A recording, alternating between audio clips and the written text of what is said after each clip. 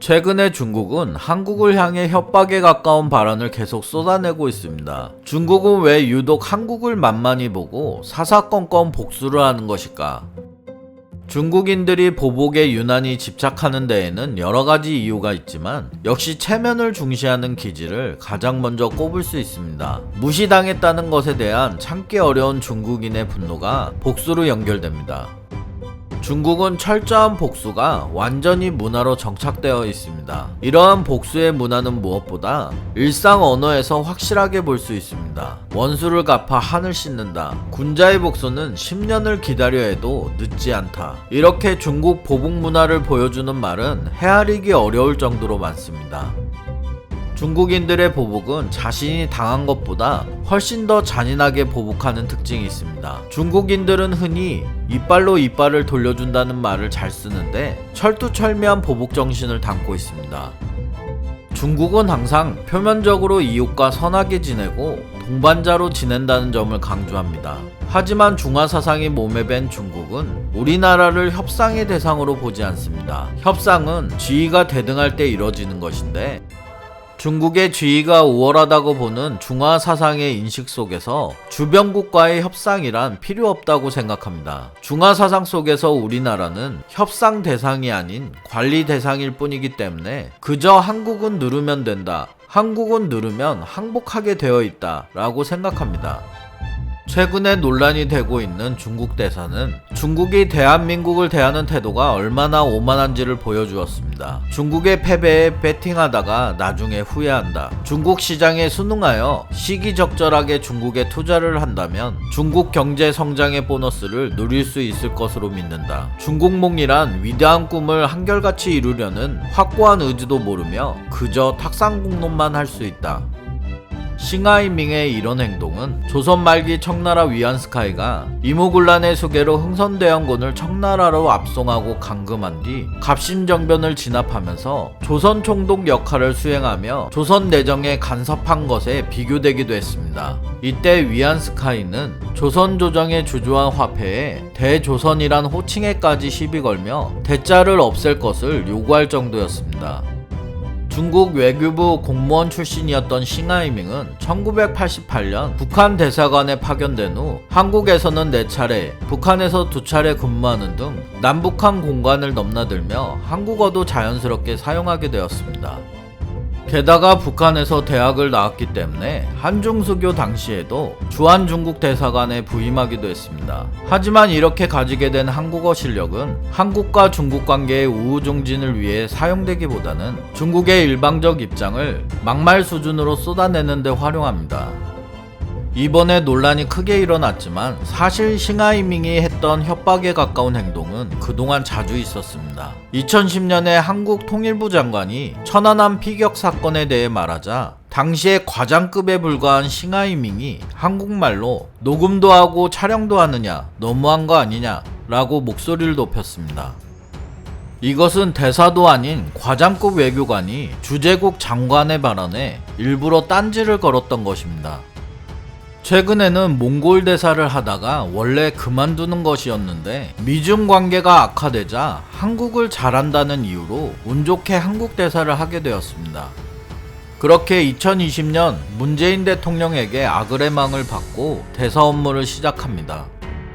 여기서 또 한 가지 기분 나쁜 사실은 한국에 보내는 중국 대사의 직급이 낮다는 사실입니다. 일본이나 베트남 그리고 북한만 봐도 중국 대사의 직급이 한국보다 더 높습니다.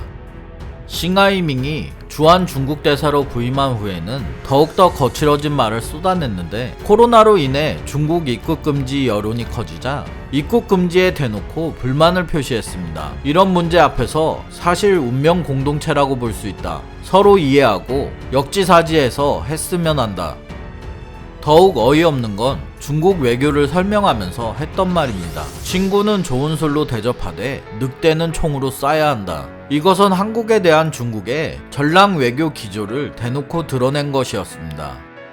중국 외교가에서 한국을 상대하는 기조는 한국은 누르면 해결된다, 언젠가는 항복한다로 인식되면서 자연스럽게 전랑 외교의 대상이 되었고 한국에게만 유독 공격적인 모습을 보이고 있습니다.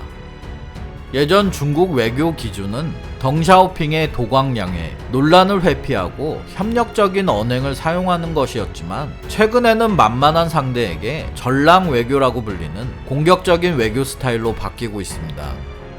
전랑이란 용어도 중국 국뽕영화 특수부대 전랑2에서 유래되었는데 중국인이 유엔도 국가도 포기한 전쟁에서 테러 집단을 소탕하고 인질을 무사히 구출하는 중국에서만 크게 성공한 오글거리는 영화입니다.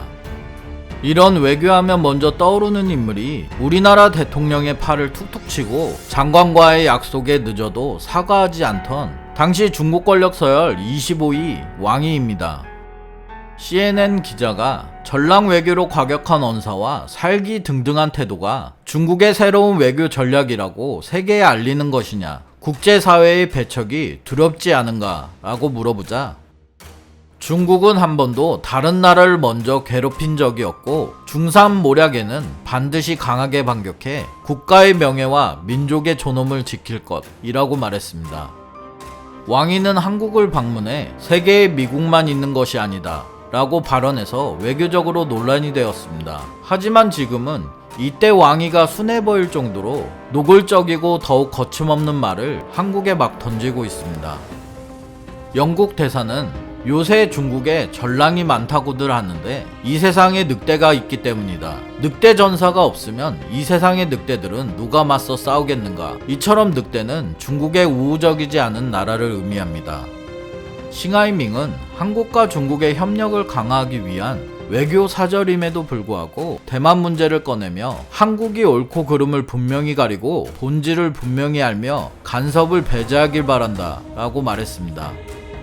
UN 인권이사회에서 한국이 신장 위구르 인권 침해를 토론하자는 내용의 결의안에 찬성표를 던진 것에 반발했습니다. 왜 한국은 신장 문제를 들고서 중국을 존중하지 않느냐? 신장이 한국과 무슨 상관이 있느냐? 대답을 좀 해달라.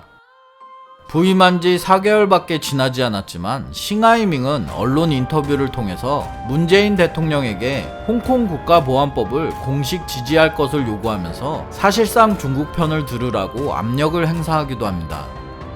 한복에 대해서는 중국 조선족과 한반도 남북은 같은 혈통을 가졌으며 복식을 포함한 공통의 전통 문화를 가지고 있다. 이러한 전통 문화는 한반도의 것이며 또한 중국 조선족의 것이라며 은근히 중국 문화에 포함시키려는 의도를 보였습니다. 게다가 김치에 관한 기원 논란을 한국의 언론 탓으로 돌려버리며 피해 나갔는데 중국의 파오차이와 한국의 김치는 다른 것인데 언론이 번역을 통해서 이것은 중국의 것이라고 했다. 2021년 대선 당시 윤석열 대선 후보가 사드는 우리의 주권적 영역이라고 밝히자 중국 외교관이라는 사람이 기고문을 통해 공개적으로 반론을 제기하며 대선 개입 논란을 자처합니다.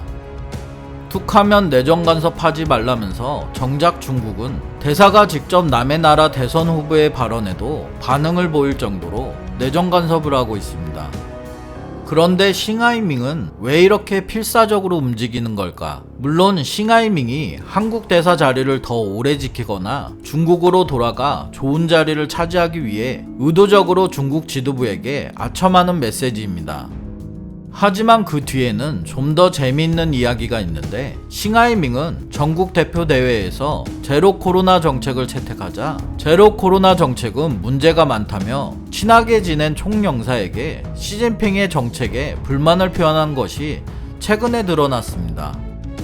중국에서 시진핑의 정책에 불만을 표시하는 것은 상상도 할 수 없는 일이고 그 사실만으로 패가 망신할 수 있습니다. 이것만으로도 엄청난 위기인데 싱하이밍이 공사 참사관으로 근무하던 당시 외교관에 부적합하다고 판단되는 복잡한 개인 신상 문제가 불거졌고 위에서 언급한 대로 몽골 대사를 지낸 뒤 외교관에서 물러나기로 했는데 미중 갈등이 심해지면서 운 좋게 한국 대사까지 지내게 된 것입니다.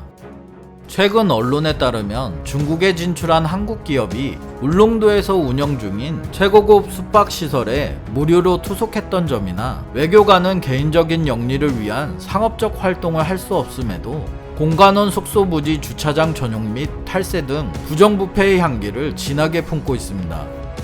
2015년 박근혜 대통령이 베이징을 방문해 한중 관계를 최고의 단계로 끌어올린 후 불과 1년 만에 사드 배치를 발표하자 중국은 뒤통수를 맞았다며 한국에게 보복했습니다. 불의는 참아도 불이익은 못 찾는다는 중국인은 어떻게든 이를 발산하지 않으면 안 되는 것입니다. 중국은 아직 법치 시대라기보다는 인치 시대에 더 가까우며 집단 차원의 복수를 생각하기 때문에 중국의 보복 문화를 반드시 알고 대처해야 합니다. 다음 영상도 재밌게 만들겠습니다. 구독 부탁드립니다.